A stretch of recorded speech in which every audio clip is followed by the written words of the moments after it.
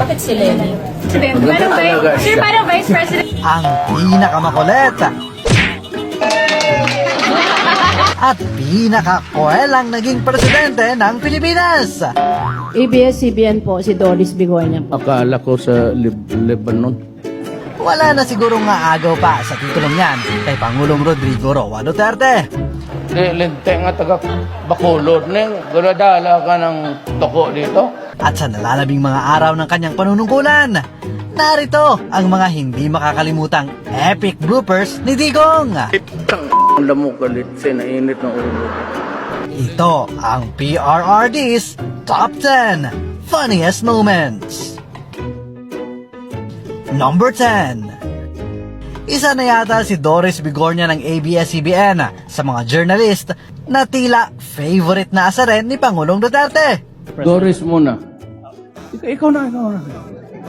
Ikaw ang gusto kong patayin. Narito ang ilan sa mga koelang banggaan ng dalawa. Nandiyan si Doris o Bigornia ng ABS. Putulin mo yan, Doris. Putulin yung ulo mo. Gawin na issue yan. Sir, kailan ho ulit may matutumba na mayor? Depende na lang sa intriga mo kung saan ang mas marami. You are from ABS-CBN po, si Doris Bigonya po. akala ko sa Lebanon. Maraming maganda sa Lebanon. Number 9. Napanood nyo na rin ba kung paano kiligin si Pangulong Duterte?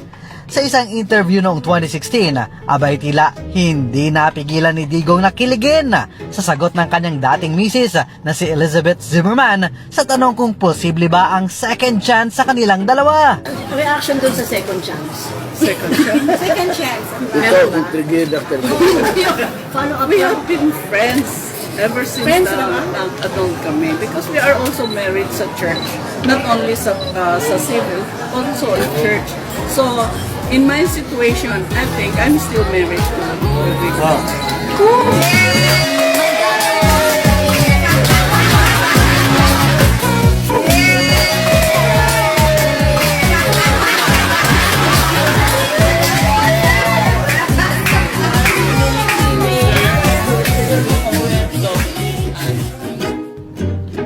Number 8. Pwede man lang mag-toilet break habang nag-aantay? Sige, okay.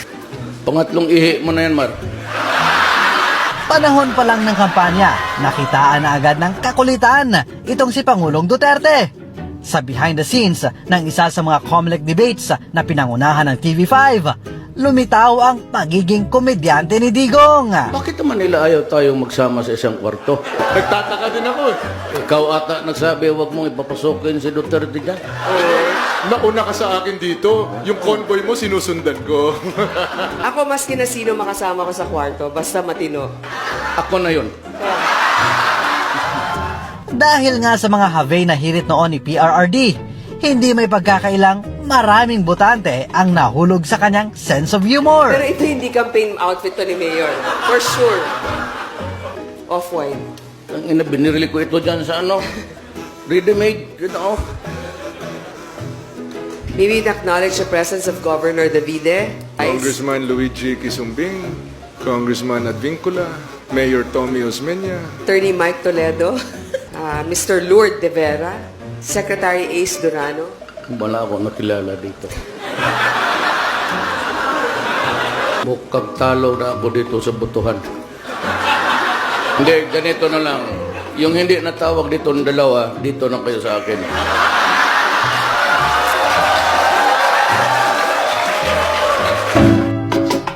Number 7. Kinaaliwan din ng mga netizens ang videong ito ng labis na pagkamangha ni PRRD sa ginagamit niyang alcohol sprayer na disensor. Ito, tingnan mo itong binigay na. Tingnan mo ha, pag ginanong ko, alcohol. Yan. Kaya ako, kanina pa ako, sige, naglalaro ako, nag-enjoy ako na sprouted. Alcohol. Number 6. Sa awarding naman ng mga winning athletes ng 2019 Southeast Asian Games, agaw eksena itong skateboarder na si Marjeline Didal matapos na hamuning mag-dub si Pangulong Duterte. Abay syempre, game na game naman ang ating Pangulo.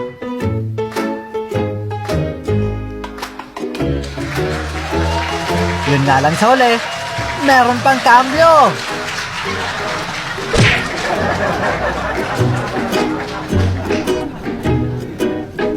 Number 5. Sa isang panayam naman ng International News Network na Al Jazeera kay PRRD noong 2016 sa kasagsagan ng tukhang sa bansa, abay tila kinabahan ang reporter na ito nang biglang tumawag ng cut si Digong at may pinapakuha.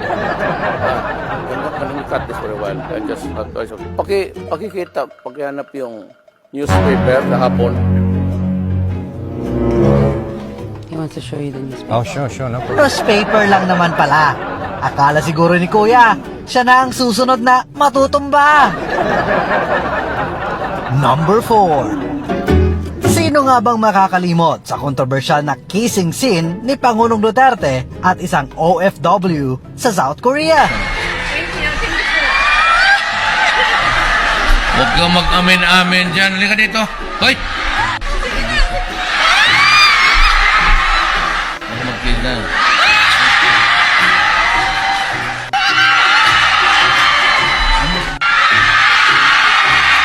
Umaring ito ng iba't ibang reaksyon. Marami ang natuwa, pero marami rin naman ang nagtaas ng kilay. Pero ayon naman sa nasabing OFW, para kay Pangulong Duterte at para sa kanya, katuwaan lang naman daw at wala namang mali siya. Walang mali siya. Sa akin, sa kanya, walang ibig sabihin. Number 3. Natatandaan niyo pa ba ang ninja moves noon ni Ilocos Sur Mayor Chavit Singson kay Binibining Catriona?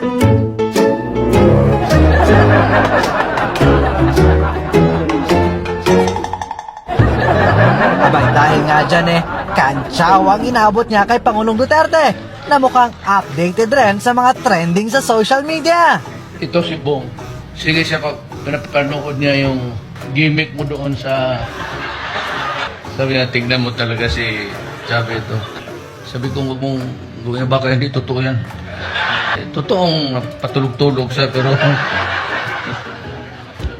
we can only say good luck and may the next mission be accomplished. Number 2. Bago pa man naging mortal na magkalaban sa politika, abay maraming Pilipino noon ang kinikilig rin sa kanila. Bakit si Lenny? Ay, ako sabihin, nahiya ako. Maganda siya. President. Maganda Sir, siya. parang vice president na yun, di ba? Mga panahong tila may spark pa ang kanilang mga mata. The love team we failed to protect. Yun ang sabi ng iba. Pupunta rin ako dito kasi nandito si Vice President. Kung saan siya nagapunta, nagpasunod-sunod ako. Biyuda kasi. Annoyed ba ako sa... totoo, annoyed ako sa asawa. Ma'am, balita ko may boyfriend ka. Do not be offended, pero yung sabi nila, hindi yung totoo. Number 1. Pero sa lahat na yata ng nakabangayan ni Pangulong Duterte, si dating Senador Laila de Lima na marahil ang pinaka hindi na malilimutan. Aawa na po ako sa inyo, mahal na Pangulo. Tigilan niyo na po ako. Ano pong gusto niyo sa akin? May gusto po ba kayo sa akin? Sir, Senator De Lima was asking if may gusto daw po ba kayo sa kanya. Ano? She was asking, sir, kung may gusto daw po ba kayo sa kanya. Masyado na nila akong ginigipit, inaapi. Tapos ganyan pang gagawin nila. Lahat na lang sinisisi sa akin. And they call themselves men.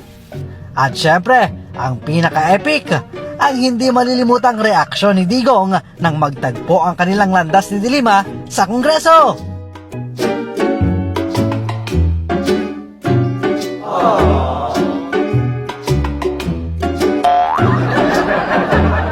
At yan ang top 10 funniest moments ni PRRD. Maraming salamat, Pangulong Duterte, sa 6 na taong panunungkulan bilang Pangulo ng Republika ng Pilipinas.